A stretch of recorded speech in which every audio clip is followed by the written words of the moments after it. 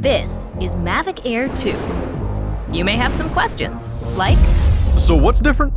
well, let's start with the larger sensor. There's a lot more pixels, 48 megapixels to be exact, which means you can do this. And then shoot a hyperlapse in 8K. With Smart Photo, every shot is a masterpiece. Yeah, but photos aren't really my thing. Don't worry, we've got you covered. It also does 4K 60p video. You can also slow things down. Way-do. And yes, there's HDR video. How's the flight time? It's fantastic.